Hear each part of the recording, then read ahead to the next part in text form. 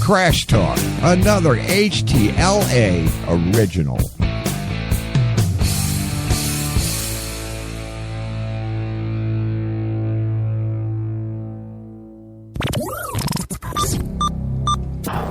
This program is intended for mature audiences only. If you have any homicidal or suicidal feelings, please consult a doctor before listening to this program.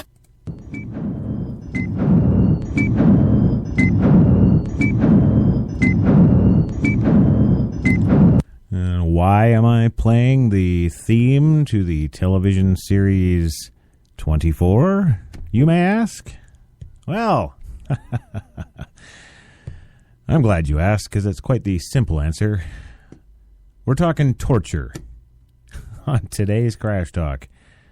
Yes, we are. Torture. And isn't torture the best little thing that you could possibly talk about on a radio broadcast? I think it is. And we're going to do that tonight. We're going to delve into the CIA torture report, kind of break it down, see what it means to you, what it means to me, and ultimately what it means for this country and, well, indeed the future. We'll be back in just a moment. HTLA Radio 1. HTLA Radio 1 in New York City proudly presents Crash Talk.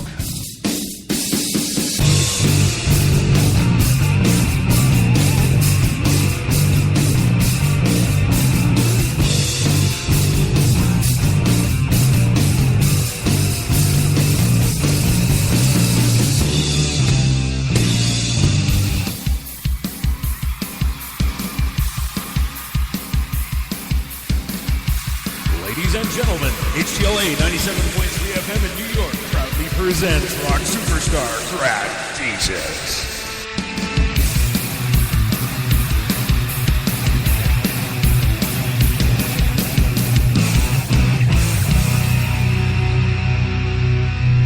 Oh, yeah, there you go. There it is. The food for your brain right there.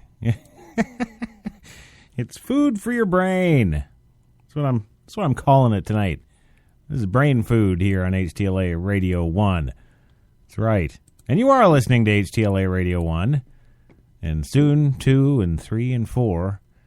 And if I get enough time, maybe even 5. There we go.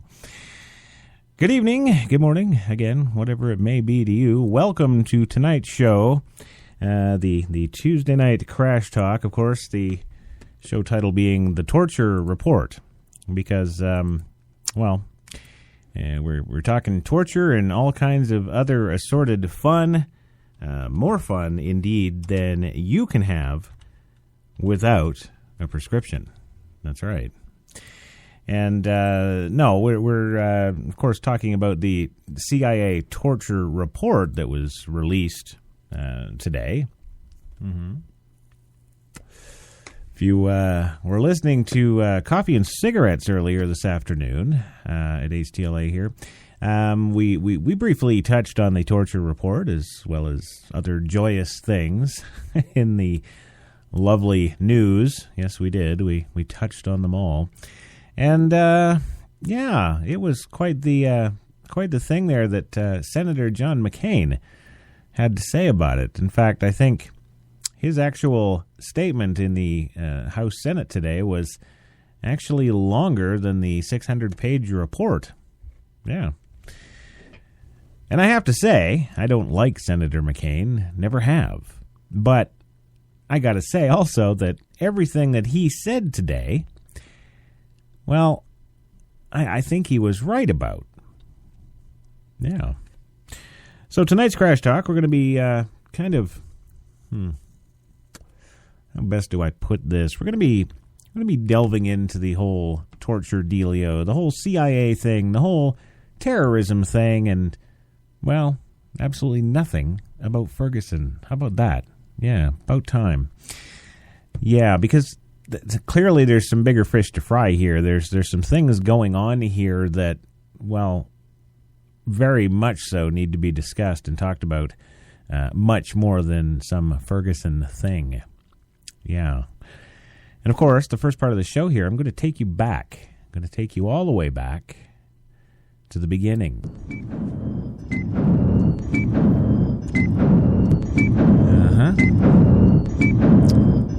And, of course, if you remember correctly, the beginning would be 2 months before that show first aired on national television. Yeah. Do you know when that was? It was November of 2001. 2 months after 9/11. 2 months. I think that's kind of interesting because, as many of my listeners know, I come from pretty much a long career in film and television in Vancouver. And I have never in that 20-year time seen a television show written, scripted, produced, put together, and put out on the air within 2 months. But the reason that I'm bringing this part up is because that show was very much a triggered event from 9/11. Yes, it is.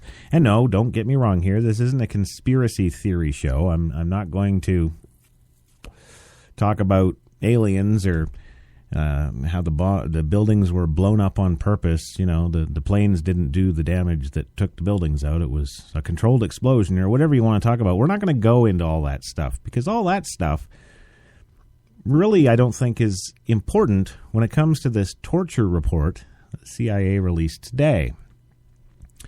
Now, you remember on that morning, 9/11? I'm sure you all do. Hell, I'm Canadian. I was in Canada at the time, and I'll never forget it.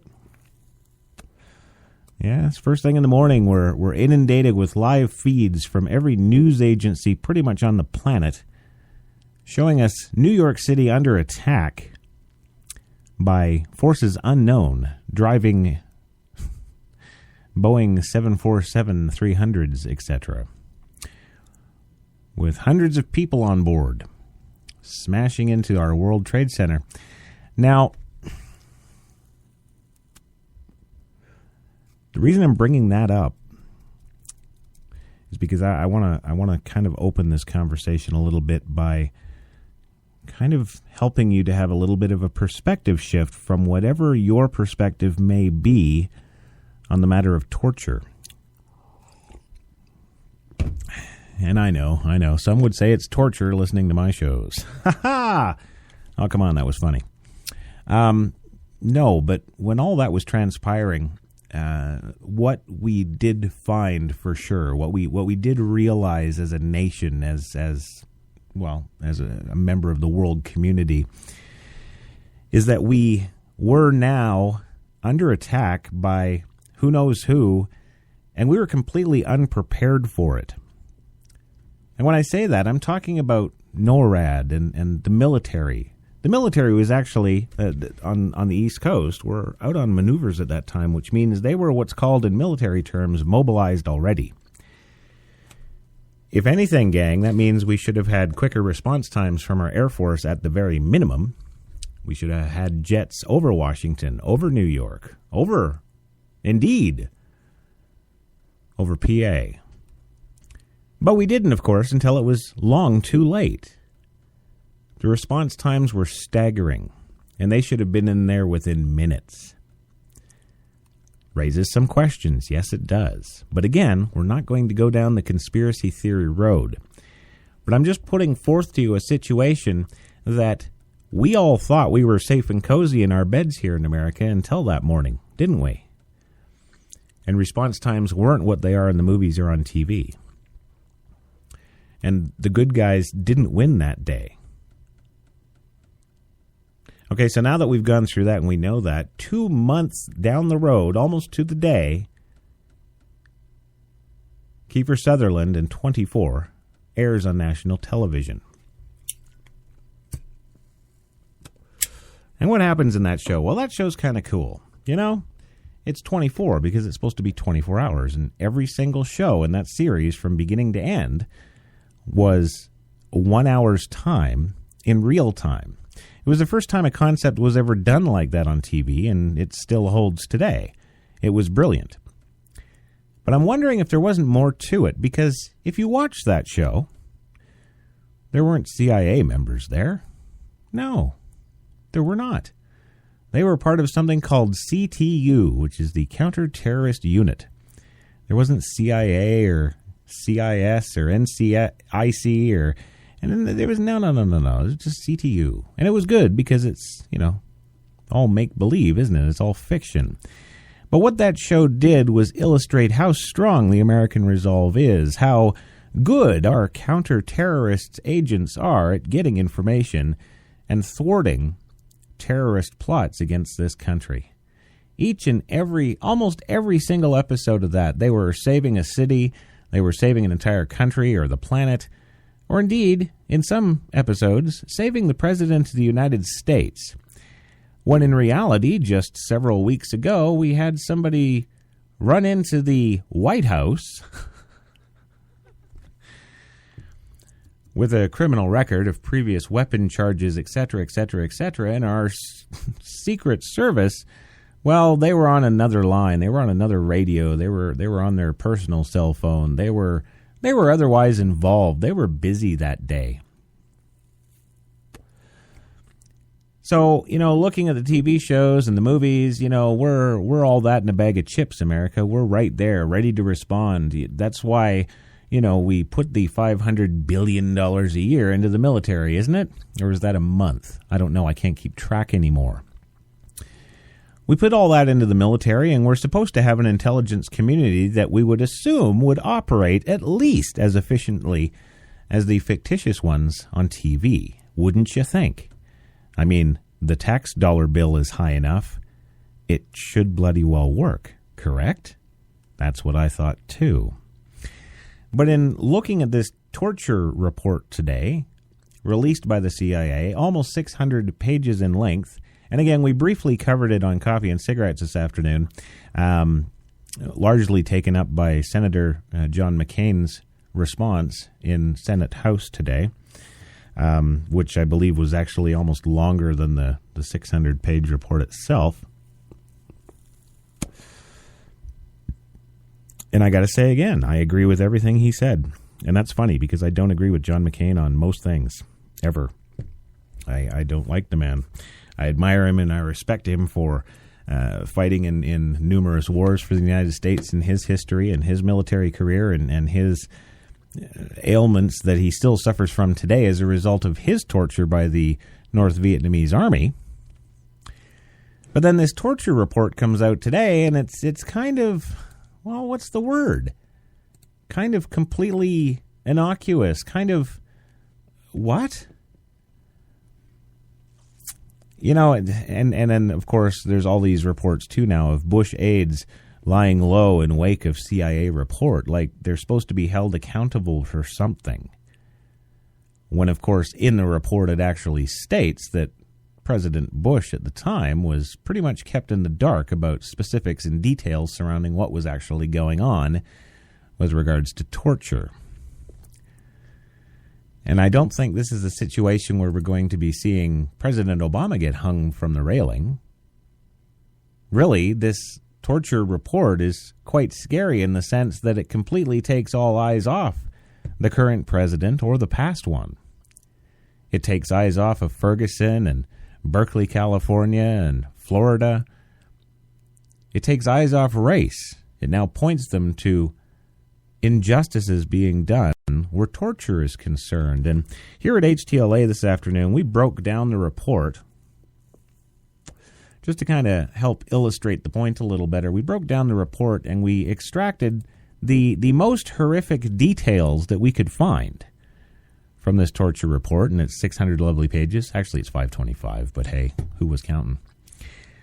And, I got to say, going through these most serious torture alleged details and happenings, I'm kind of, it's anticlimactic.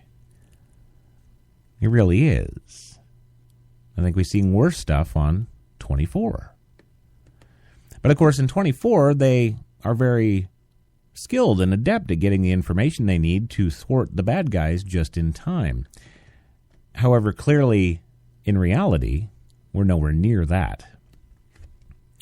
And of course, it comes to the argument of, well, torture is really kind of useless because whoever you're torturing is going to tell you pretty much whatever you want to hear if they think they can get you to believe it.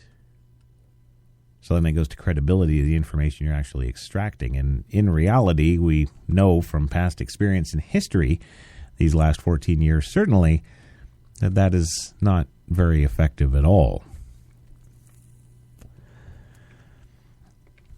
So I'm not going to go into Senator McCain's comments, although they were excellent. And again, I stand with him on those. I think he's bang on the head there. But if you would like to hear those in detail, feel free to check out HTLAradio1.com. Go to the broadcast page there. You can check out today's Coffee and Cigarette Show. Also distributed to Spreaker.com, where we're broadcasting live right now as well. So you feel free to go there and check that out. And indeed, any of our shows at HTLA Radio 1. Absolutely. I do need to mention, though, a couple of little thingies here. Tonight's show is powered by Procast. Yes, thank you, Kate. And the show is also partially brought to you tonight by Tim Hortons New York City, now with 8, count them and weep, 8 locations in New York City to serve your coffee and baked goods needs. Damn good needs they are, too. We have no shortage of Timmy's here at Studio 2, I'll tell you that.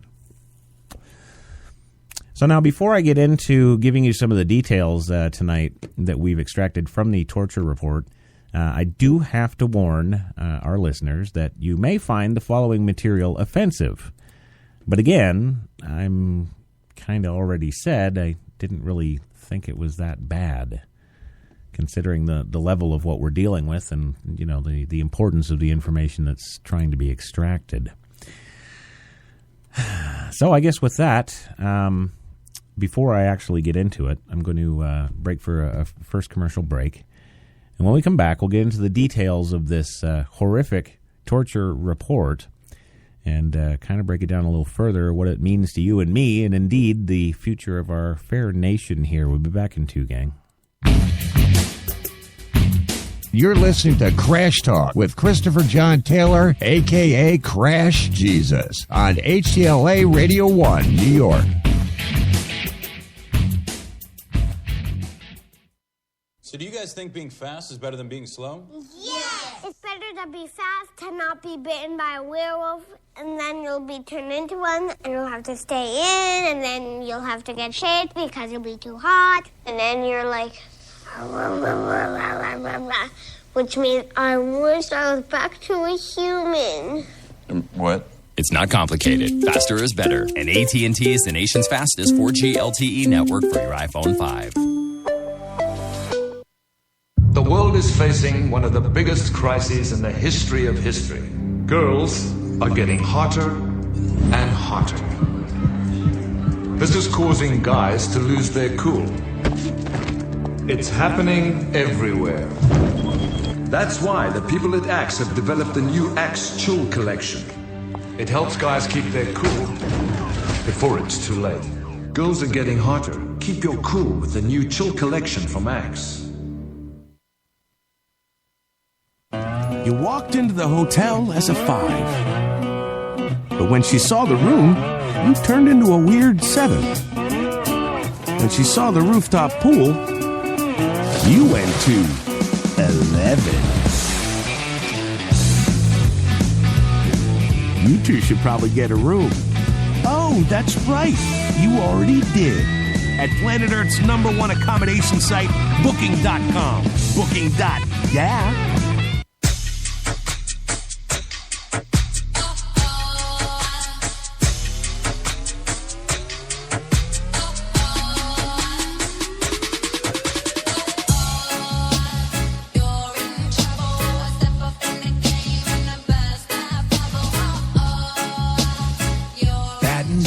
Glasses. White Rum has a new captain. Introducing the all-new Captain Morgan White Rum. 5 times distilled for a smoother taste. When you have cable and your picture freezes, you get irritable. When you get irritable, your work suffers. When your work suffers, the wrong man is convicted. When the wrong man is convicted, he has time to think.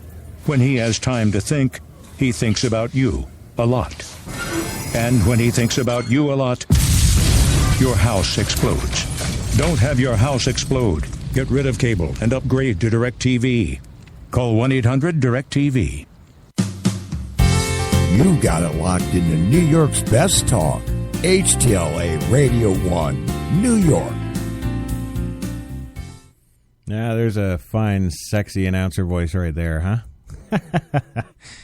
Well, we're back on the old Crash Talk tonight, the torture report. Yes, HTLAradio1.com. Go to the website there. You'll be smacked in the face with a big wet carp covered in Santa glitter and stuff. We've done Christmas, of course, at the good old new website.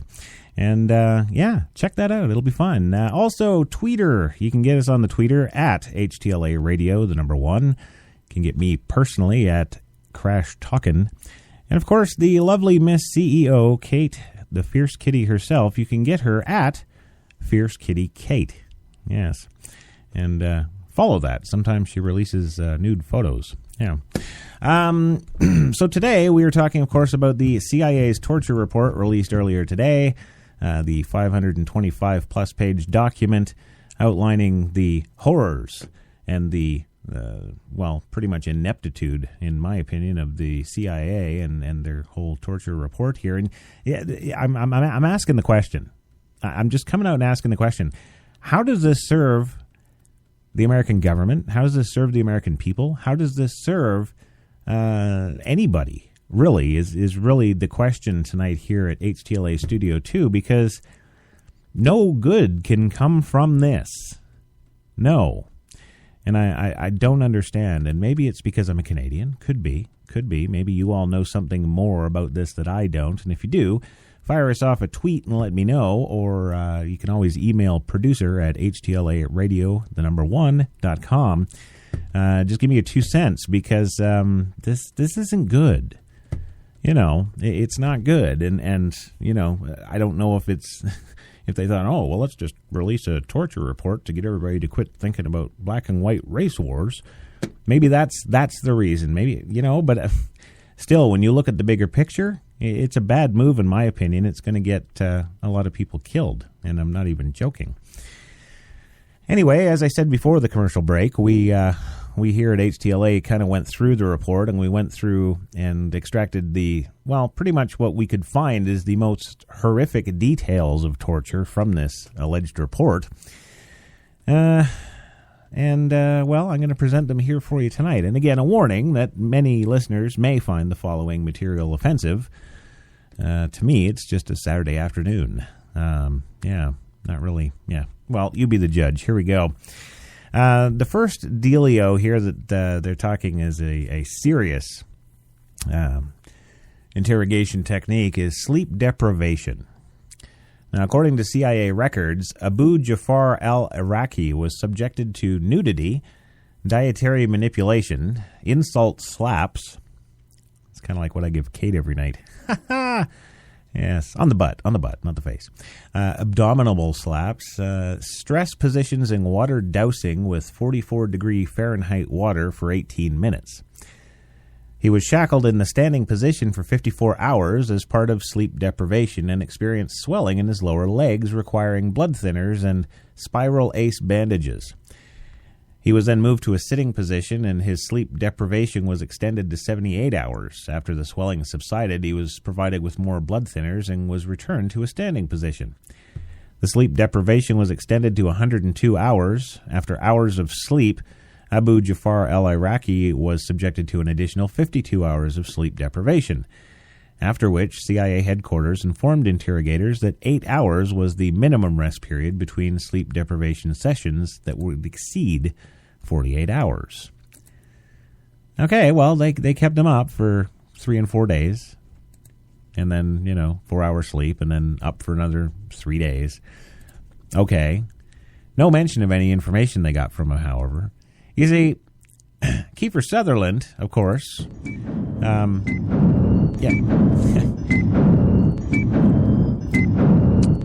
Yeah. Hey, you see, he would have gotten that all sorted out in, 40 minutes, right? Okay. The next little item here that we extracted was transport by plane. Yes, detainees transported by the CIA by aircraft were typically hooded with their hands and feet shackled. Nothing different than Con Air, right? The detainees wore large headsets to eliminate their ability to hear, and these headsets were typically affixed to the detainee's head with duct tape that ran the circumference of the detainee's head. CIA detainees were placed also in diapers and not permitted to use the bathroom on the aircraft, depending on the aircraft.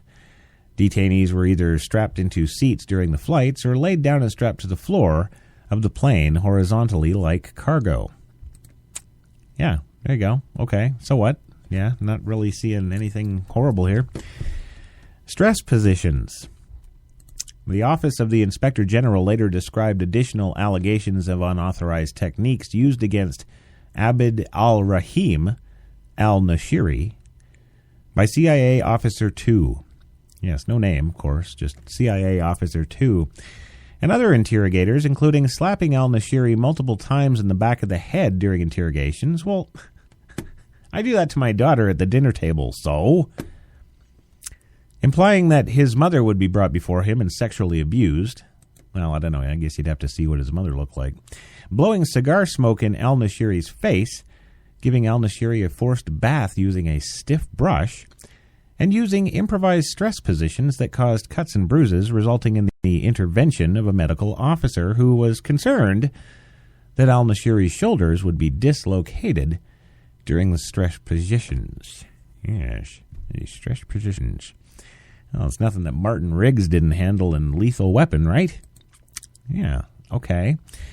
Nudity was the other section taken out here.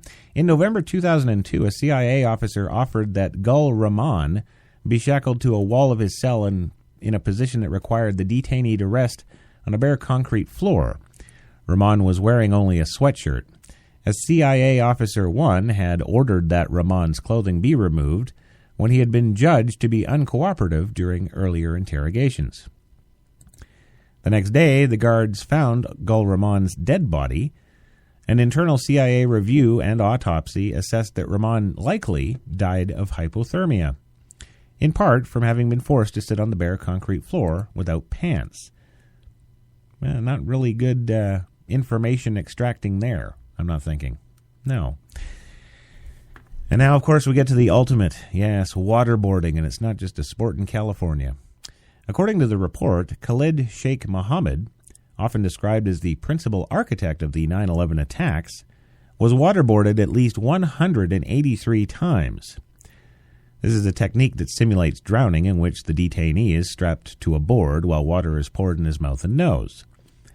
During these sessions, KSM ingested a significant amount of water. CIA records state that KSM's abdomen was somewhat distended, that he expressed water when the abdomen was pressed. KSM's gastric contents were so diluted by water that the medical officer present was, quote, not concerned about regurgitated gastric acid damaging his esophagus. The officer was, however, concerned about the water intoxication and dilution of electrolytes and requested that the interrogators use a saline solution in future waterboarding sessions. The medical officer later wrote that the KSM was ingesting an aspiration cyclot of water and that in the new technique we are basically doing a series of near drownings. Again, no mention of extracting any information. It's almost like a sport. You know, we don't want information. We're just doing this for fun. Yeah. And then my ultimate favorite from the report that I was able to find, rectal feeding and hydration. and look for that new show coming soon to HTLA Radio 4. Rectal feeding with Alan Wayne. There we go. Detainees who refused food and drink were forced to ingest food or water rectally. According to the report, a CIA officer provided a description of the procedure, writing that, regarding the rectal tube, if you place it and open up the IV tubing, the flow will self-regulate, sloshing up into the large intestines. Referencing the experience of the medical officer who subjected KSM to rectal rehydration, That officer wrote that what I infer is that you get a tube as far up as you can, then open the IV wide. No need to squeeze the bag. Let gravity do the work. Another case describes forcing Ensure into a detainee rectally. And in a third instance, Majid Khan's lunch tray, consisting of hummus, pasta and sauce, nuts and raisins, was pureed and rectally infused. I think there's some trendy restaurants in New York that do that.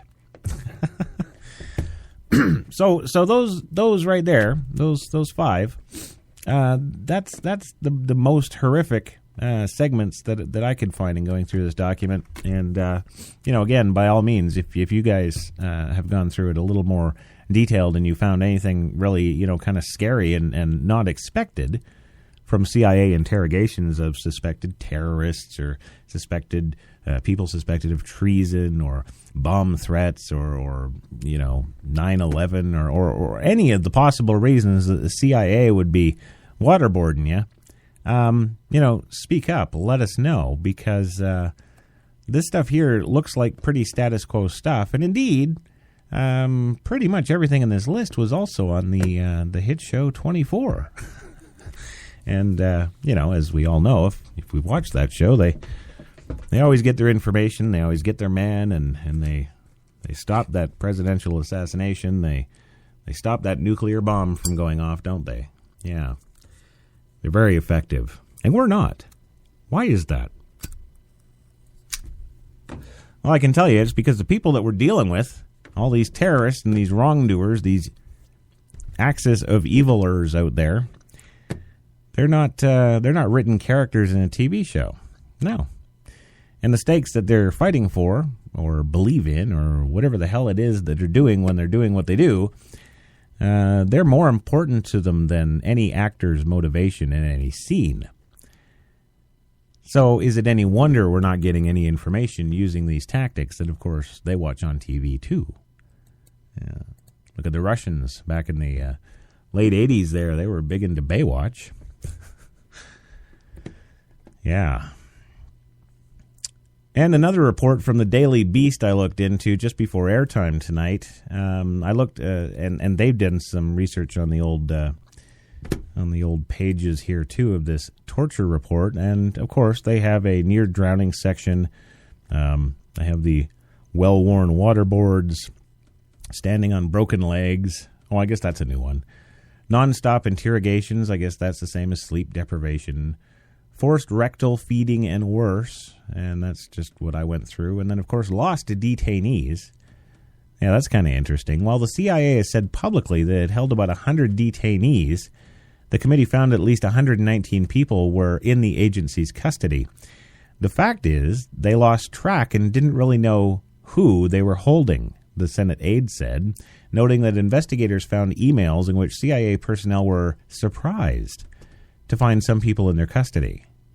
The CIA also determined that at least 26 of the detainees were wrongfully held due to the agency's poor record keeping.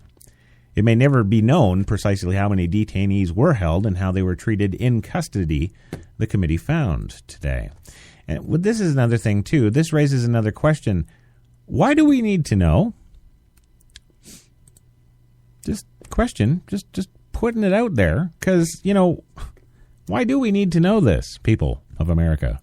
Yes, the average Joes like you and me out here slugging our jobs 5 days a week. Well, okay, I'm 7 days a week. But the point is, we don't need to know this. We don't need to know this at all. The president might need to know this, but he's probably golfing. And I don't blame him. It's exactly what I'd be doing if I were in his position right now. Don't like anything I put forth? I'll sign these executive orders. Screw ya, I'm going golfing. End of story. Oh, yeah, okay, fine, I'll pardon a turkey, but it's going to cost you. That's really the long and the short of, I think, the presidents care about it, because why would he care any further? I don't know. But where does this leave us? And so many reports are coming out from all the news agencies. Yesterday, this report was going to be broken today. And when it comes out, government officials are warning of reprisals from groups already against the United States. Yes, some terrorist groups, but other, broader reaching groups. Let's put it that way. So where's the good? I don't see it. Okay, so we put this thing out. Yes, okay, we'll take this eyes-only document and we'll let the public read it, and they can do what with that information? Exactly what? It's not like anybody in the American public knew these supposed detainees. It's not like we can trust the CIA to actually give us real names, because I'm not sure that the names that have been mentioned in this report are even real. And then, of course, it wouldn't be the first time that the CIA has cooked up stories for their own benefit, or indeed any other branch of the government. Sure, fair enough. But why? Why is this out now? Why? Where is the upside? Who benefits from this? I don't see how anybody does. The CIA doesn't now. They're going to be under scrutiny from, the Republicans and the Democrats. They're going to be all speaking out against them and all this other stuff. And to what end? Do you think you're going to dissolve the CIA? You're going to make that section of the government just go away? I don't think so. Is this to make the FBI look good? I don't think so. Does it have anything to do with the ATF? Nope. Well, how about the military? Is it going to help them at all? Nope. Not a single one of them. Already talked about the president. Doesn't put him in it doesn't put him in any light at all. He's not responsible for this. There are reporters out there mentioning that, people like President Bush should be accountable for this. And then there's that whole war crimes discussion coming back again. Well, we got to bring Bush and Cheney to war crimes tribunal for what they did. Well, you'd have a lot more people to take to war crimes tribunals if that's what you were indeed wanting to do, because don't forget all of the generals and admirals that fell along right with that whole dealio. And yes, it could be argued that, he was the commander-in-chief and they couldn't disobey an order, but yes, they can. And they can resign over it. Then they can go and write a New York Times bestseller book and live quite comfortably for the rest of their lives. Yeah. So really, the bigger picture, gang, look at the picture. Who wins here? Well, now ISIS and ISIL and Khorasan, the lovely countertop makers, and every other terrorist group in the world that wasn't already eyeballing us are going to be now. There's been warnings put out in the media today about U.S. installations worldwide to increase their security now. Well, that doesn't seem like a very big plus in this whole thing to me. How about you? I didn't think so. So you really kind of have to stop the bus and say, hey, what's really going on here? It's certainly not to take our mind off of Ferguson and Berkeley and Florida, is it? Come on. A football game can do that, can't it? I don't know. I don't get it. Nude photos of Kirsten Dunst released. That would do it. There we go. Everybody forget that. Or, okay, Oprah or somebody. I don't know. Name somebody. Nude photos come out. Everybody be on Twitter about that. So where's the upside here? This is the question of the night here at HTLA, and the one that will probably keep me up for the next 60 days. And then I'll be suffering from sleep deprivation, and then I'll start spilling my beans on the air. Yes, about everything. All the dirty laundry. Or not, because that doesn't work. I'll just fall asleep with my head against the microphone, and you'll get to hear the pores of my skin scrape across the golden tones of the MXL. Mm-hmm. Again, no upside. See what I'm saying? And there's mentions of facilities in this report, and places and dates and times and various other people, CIA Agent 7 and CIA Agent 9. What is this? Another edition of Get Smart? Are they going to bring back that show? And really, why would you put out a report if you're supposed to be the Central Intelligence Agency, if it's supposed to be your specialty, your profession, your number one mission in life is to go out and extract information from bad guys to protect our interests globally? Why would you put out a report like this illustrating just how inept and non-successful the entire agency is at their purported jobs? It's not doing them any good either. So I'm going to leave you with that thought for a few minutes while we go for our second commercial break. And anybody got any ideas? Let me know. Fire it up in the tweeter there. Email us. Let me know. Let me know what you think. Because I'd be interested in knowing, because I just do not see in any way, shape, or form anybody benefiting from this report whatsoever. We'll be back in 2, gang. You're listening to Crash Talk with Christopher John Taylor, a.k.a. Crash Jesus, on HTLA Radio 1, New York. I always said shoes are like women. They inspire beautiful music. But what about these? Stilettos sound like this.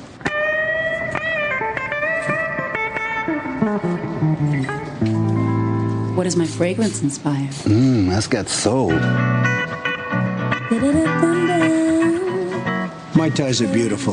They don't need music. Bringing the stars together. That's the magic of Macy's. So do you guys think being fast is better than being slow? Yes! It's better to be fast, to not be bitten by a werewolf, and then you'll be turned into one, and you'll have to stay in, and then you'll have to get shaved because you'll be too hot, and then you're like... which means I wish I was back to a human. What? It's not complicated. Faster is better. And AT&T is the nation's fastest 4G LTE network for your iPhone 5. I've been eating Egg McMuffins since 1984. But when I saw Taco Bell made a waffle taco, I figured I would get with the times. So I got a haircut and I got some tighter pants. Lost my flip phone, got a smartphone, even took down my Loverboy poster.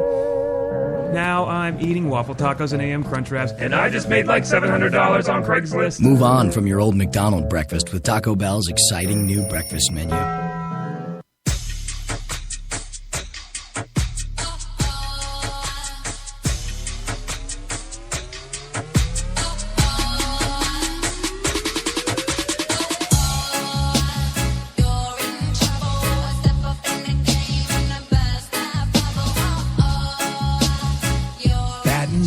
Glasses. White Rum has a new captain.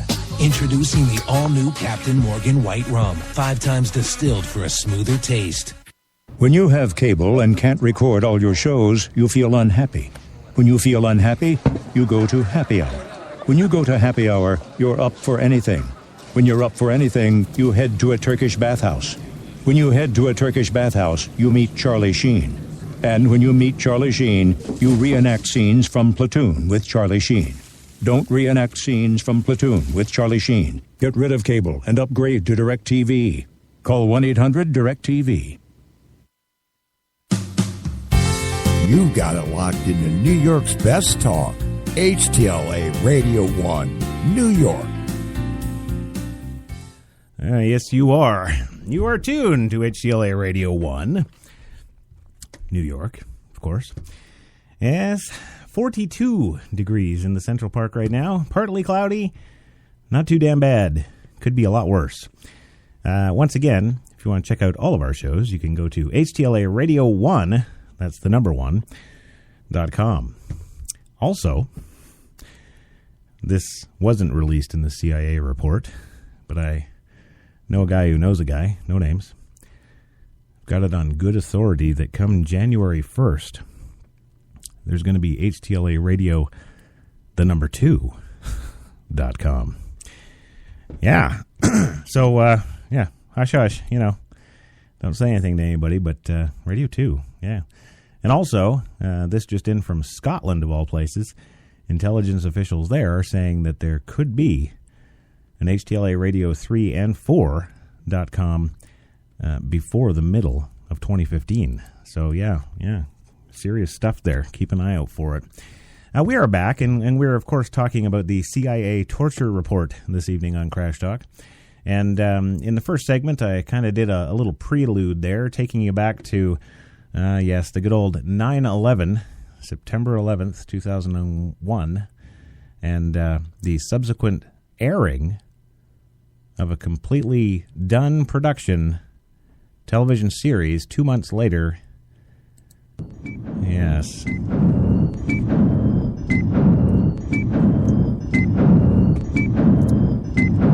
And you see, that makes me wonder.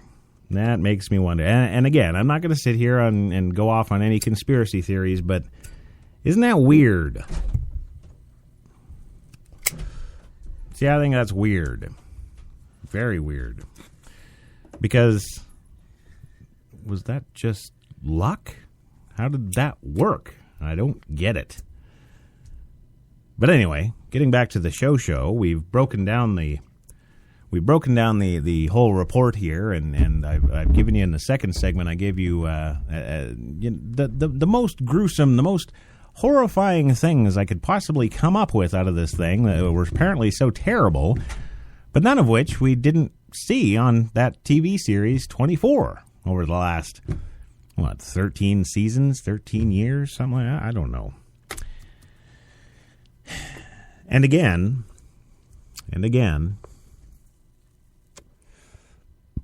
who benefits from this report? I just do not get it.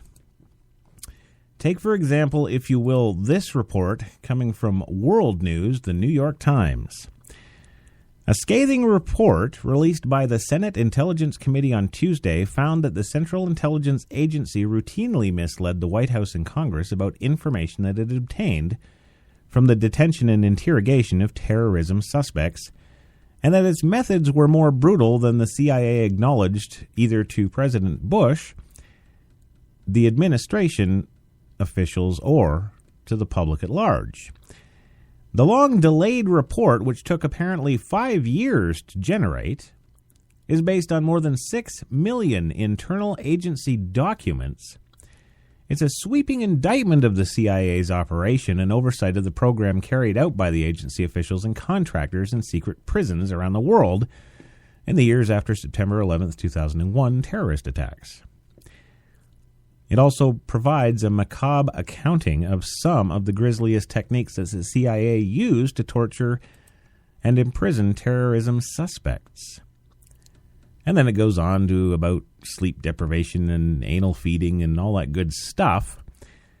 And then near the end it says, during his administration, President Bush repeatedly said that the detention and interrogation program, which President Obama dismantled when he succeeded him, was humane and legal.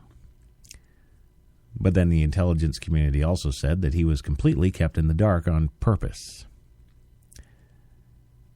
The intelligence gleaned during those investigations, he said, was instrumental in both thwarting terrorism plots and capturing senior figures of al-Qaeda. Yeah. Mr. Bush, former Vice President Dick Cheney, and a number of former CIA officials have said more recently that the program was essential for ultimately finding Osama bin Laden, who was killed by members of the Navy SEALs in May of 2011 in Abbottabad, Pakistan. Okay. But I mean, you know, for whatever you want to say, the killing of Osama bin Laden was a plus, right? You know, ignoring the way I personally feel about it, you know, I don't think he had anything to do with 9/11. I think he was the scapegoat. I think they wanted to get rid of him for a number of other much more important reasons, so they used this to do that. But then it leaves open, you know, if I'm right there, then it leaves open, well, who did 9/11? And again, I know we're not going to get into the whole speculation. I'm not going to get into the whole conspiracy theory thing, but it still leaves us with this lingering question that I swear is going to bug me to my grave, because it's not like the CIA is going to come clean. It's not like the intelligence committee there is going to give us any further detail other than these little things that, you've seen on any episode of 24. But what is the point? Who benefits here? Not seeing it at all. No clue. I can't even think. Can't even think of who could possibly benefit from this. It's certainly not the CIA. It's not even the Oversight Committee. No. Because when you look at it, the question could be asked right off the bat, why did it take you 5 years to accumulate this 6,200-page report and then release 600 or 525-odd pages of it to the public? Where's the benefit there? And what is the things that they've left out? Where's the rest of that 6,200-page report? Well, according to them, it's classified. Well, then I would submit that the rest of this should be classified too. Again, the American public does not need to know this. So the only thing that can be deduced from that lovely deduction, my dear Holmes, is what? It's got to be a distraction. But from what else? Is this going to be the thing that unites black versus white in Ferguson? No. No, those people got bigger fish to fry because they have different perspectives. The things that matter most to you and me and everybody else is the things that we view as mattering more to you, me, and everybody else. Somebody out there, maybe listening to this program, goes to a Baptist church or an Episcopal or whatever they're called, or a Roman Catholic. And maybe there's some serious drama going on with the bishop at the Roman Catholic Church. That's going to consume the sum and total of their attention because that's an important issue to them. Now, unless you, me, or that person that's got the problems with the Roman Catholic Church, unless we're being waterboarded or interrogated as one of these suspects, we care not. Or do we? Is this a call to a bigger calling of social consciousness? Is that what is behind this? Are they taking the protests in Ferguson and Berkeley and everywhere else and thinking, okay, it's time that the people get behind something really socially important? Let's drop this bomb. What is it? There's got to be a reason. They don't do these things for absolutely no reason. There's always somebody, somewhere, who benefits from anything like this. But who is it? It's driving me nuts. I don't know. But what I do know is that this society, I'm talking more generally North America, we're so bombarded with things in the movies and television, like everything they're mentioning in their torture report here, we've seen in scenes from TV shows. We've seen them from the Bourne Identity and the whole Bourne movie thing. And come on. So the public's not outraged by this. I've yet to see one tweet or post or report about anybody who's, getting up somebody's butt for it. You know what it's kind of like? It's kind of like waking up tomorrow and turning on CNN or whatever your favorite mass media dish is to be served up for your breakfast, and they're broadcasting in Turkish. Yep, every single word of the broadcast. Wolf Blitzer has somehow learned to speak fluent Turkish. And they're giving you the whole news and their 24/7 coverage of who knows what, completely in the Turkish language. We'd all be sitting there with the same dumb look on our faces like, what are you saying to us? What? Well, that's kind of like what this CIA torture report released thing is to me today. I don't get it. And so far I've had no emails, no tweets. Nobody else seems to get it either. So, kind of leaves me with what? Well, it kind of takes me back to, well, it's a distraction. Yes, it's a big distraction report. But distracting from what? That's really the question. And of course, I guess you have to subscribe to that whole distraction ideology to believe that. But that's sort of what I'm left with here tonight. I don't have anything else. I don't understand this one little bit.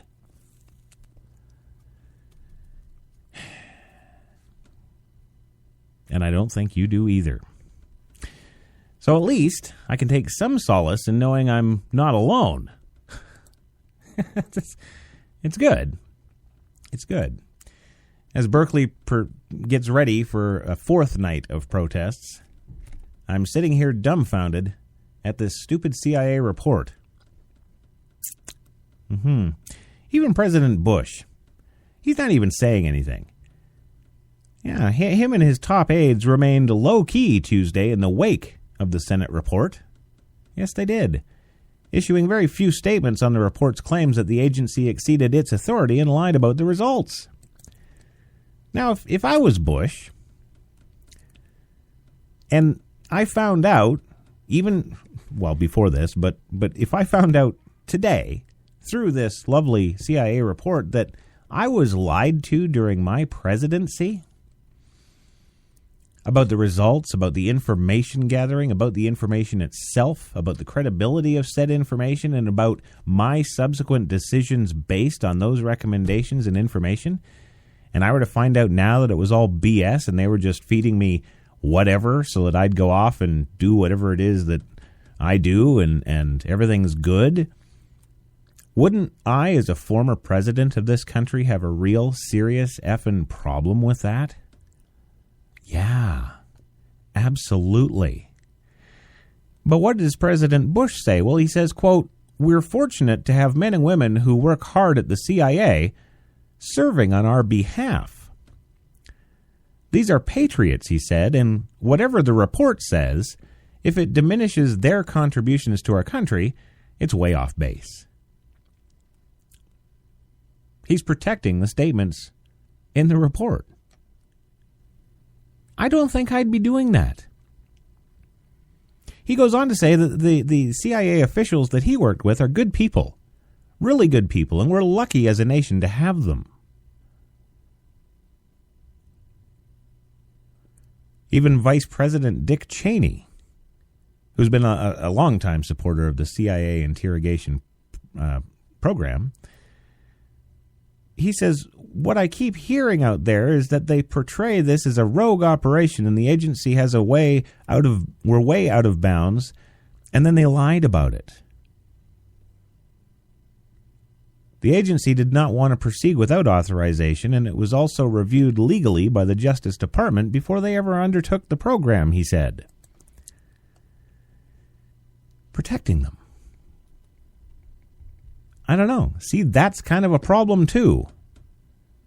Somebody soils my presidency with some lies or infers that they didn't give me the whole truth and I subsequently did this, that, and the next thing, and I've caught heat for it, and in fact, publicly numerous times have been told I'm a war criminal and I should be held at The Hague. I'd be a little more reactionary right now. And he's not. That's a pretty big question. Well, gang, I don't have the answers. I told you at the beginning of this show I don't have the answers, but I was going to try and walk you through and kind of ask you some hard-hitting questions and maybe get you to stop for a moment, take a pause, and maybe think a bit. What the heck is going on here? What is this all about? And more importantly, why does it matter? What else is going on? Well, I don't know, but I do know I'm out of time. I got to get out of the studio here. It's the final episode of Sons of Anarchy tonight, and that's where I'm headed. Oh yeah. And I'm gonna do a breaker right here. I think everybody gets killed. Yeah, Chibs, Jax, everybody. They're all gonna die. Tune in next week and I'll see if I was right. So have a good rest of the Tuesday night. Coffee and cigarettes tomorrow at 3 p.m. Eastern. We'll see you then.